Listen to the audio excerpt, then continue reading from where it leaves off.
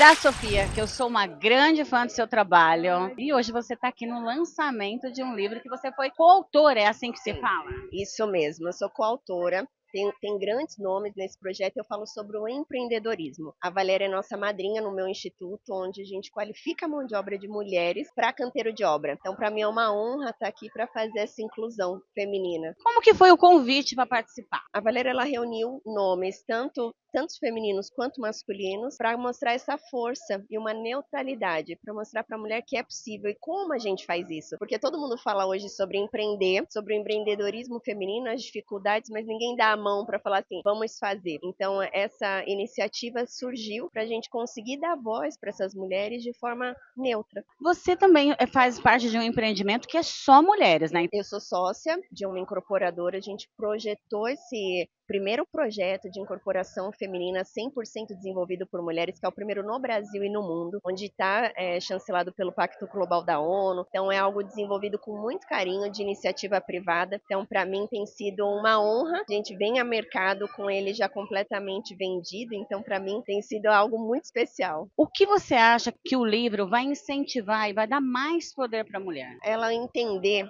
que é possível ela seguir, seja a área que for, e ali a gente misturou muito as áreas e categorias, porque muitas mulheres elas têm dificuldade, quais são os anseios dela, em qual área, e ela vê que é possível ela chegar numa cadeira de CEO, numa cadeira de empreendedora, mas quais desafios ela vai enfrentar e ajudas que ela vai ter. Então aqui, além da gente reunir esse time de empresários, é para mostrar que a gente pode dar auxílio, porque todos têm algum tipo de iniciativa para ajudá-las. Então eu tenho uma frente, vários empresários também que têm outras ONGs, outros institutos, outras frentes para ajudar essas mulheres efetivamente. Você também é palestrante, né? Eu não me intitulo tanto quanto palestrante, porque eu me intitulo assim, eu sou uma empresária que eu conto a minha experiência, como que é feito, meus resultados de fato real. Então, na minha categoria, que é a área da construção civil e mercado imobiliário, eu sou procurada porque eu sou conselheira na Ásia, na Europa, em Portugal, nos Estados Unidos eu tenho empresa, então toda essa mescla, as pessoas elas querem saber como mulher, como que eu consigo enfrentar desafios culturais e na cadeira de incorporação, porque existe muitas mulheres na parte de vendas, mas para incorporar é um mercado majoritariamente masculino, porque o direito se passava de pai para filho, então é algo muito recente ter mulheres nessa cadeira, nessa frente, então eu gosto de mostrar o quanto que a gente tem que desmistificar algumas coisas e mostrar que é possível, que é bem feito. Por exemplo, essa primeira incorporação feminina, não é para, é um clube da Luluzinha, me perguntaram, o prédio vai ser rosa? Não, é para mostrar viabilidade, preço, desenvolvimento, porque o consumidor final, ele não quer saber se foi por mulher, por homem, ele quer saber se é um projeto inteligente, se é um projeto que faça sentido, né? Então isso foi algo extremamente que a gente quis mostrar mesmo na prática o que é ser desenvolvido por mulher, porque, né, a gente está fazendo dessa forma, colocar mulheres que têm dificuldade de entrar no mercado de trabalho depois de uma maternidade, por exemplo, na área da construção, isso existe. Então a gente conseguir abrir uma frente para ajudar outras mulheres mesmo, efetivamente. Como que você iniciou nesse projeto tão forte com as mulheres e representando tão bem as mulheres? Olha, isso é bem engraçado, porque eu sou uma pessoa que eu sou o ser humano, eu respeito o ser humano, independente de gênero. Então, para mim, trabalhar comigo tem que ter resultado.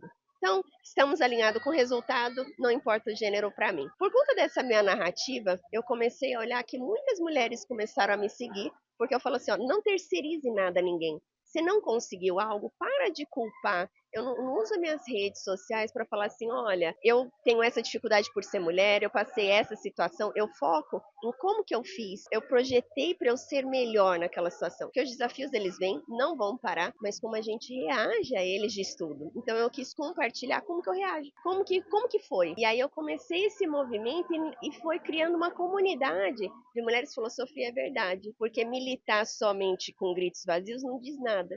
Então eu consegui mostrar desafios que ela passava, que é possível.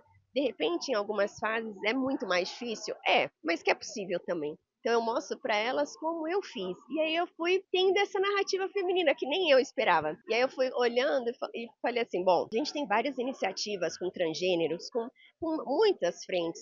Só que a gente começou um projeto com mulheres para conseguir ajudar uma categoria. Depois a gente ajuda outra categoria. E aí a gente tem projetos já de subcategorias independente de gênero, para respeito ao ser humano. Então, para mim foi muito especial, mas não foi assim algo projetado. Foi naturalmente mesmo por conta da narrativa. Agora você tem um projeto muito interessante, que é uma ONG. Funciona assim, é um instituto, o instituto chama Sofia Martins. A gente atua qualificando mão de obra de mulheres regressas, porque elas não conseguem recolocação no mercado. E canteiro de obra a gente já tem uma grande dificuldade de falta de mão de obra. Então a gente tem todo um projeto junto com os órgãos, com as secretarias, para qualificar a mão de obra dessas mulheres para recolocá-las elas num canteiro de obra. Então, existem vários projetos do governo federal, nível municipal, nível Brasil, que a gente vai plugando essas mulheres nos canteiros. Quando você fala, né, do canteiro de obra para a mulher, você coloca a mulher literalmente no mercado de trabalho, dizendo que não tem divisão, existe espaço para todo mundo. Exato. E também como fazer isso. Então, a mulher ela pode começar como uma pessoa iniciante na construção, como uma pedreira, e ela tem uma jornada a vir até ser uma engenheira, a fazer uma faculdade, a ser mestre de obra. Então, existe uma jornada muito grande na construção civil, num canteiro, que a pessoa olha e fala, nossa, mas se você olhar o filho do pedreiro hoje, ele faz faculdade, ele não quer ser pedreiro. E um pedreiro, ele ganha muito bem. Então, a gente consegue fazer essa qualificação e reintegrar realmente. Tem muitas mulheres. Que bacana, mas eu queria que você me contasse aqui um pouquinho do seu livro. Esse é o meu segundo livro, é o segundo. Eu sou best-seller no Japão, na Espanha e aqui no Brasil. Para mim foi um orgulho assim ter uma capa em japonês. Eu trabalho no mercado asiático em Singapura e aqui eu falo sobre o segredo dos empreendedores de sucesso, a começar pela mente. O quanto as pessoas elas têm muitos critérios na mente dela, que eu não sou herdeira, como eu não sou herdeira? Eu não tenho uma pessoa que me indica. Quantas vezes me perguntaram, seu pai é incorporador, tem construtora? Não. Então eu mostro aqui que qual trabalho primeiro a pessoa precisa ter na mente dela para empreender e práticas que eu aplico. Então no mercado imobiliário tem muitos autônomos, desde a parte de vendas, quanto desenvolvedores, PJ, e eu mostro quanto ele, como empresa, precisa ter uma disciplina, uma constância, administração tributária. Então, aqui eu dou um overview sobre empreender no Brasil. Só conta um segredinho, um só segredinho para o pessoal de casa. Você estar em ação. O empreendedor, você sabe aonde você quer chegar, mas é um verdadeiro Waze. Então, você precisa ter essa otimização e estar em ação. Porque como você vai chegar lá, você projetou um caminho, mas não significa que você vai conseguir seguir esse caminho. Então, você tem que se reinventar e você tem que estar em movimento. Então, por exemplo, saiu essa semana a reunião do cupom Selic. O que isso impacta e como você, como empresário, resolve? Isso é previsível. Então, quando você analisa, faz uma análise de crise, isso é previsível para o mercado. Então, o que fazer? Que ação você ter antes? Então, isso é muito importante. Gente, ó, eu vou liberar ela, mas a madrinha quer fazer um podcast. Adorei, eu adorei. A madrinha quer fazer um podcast.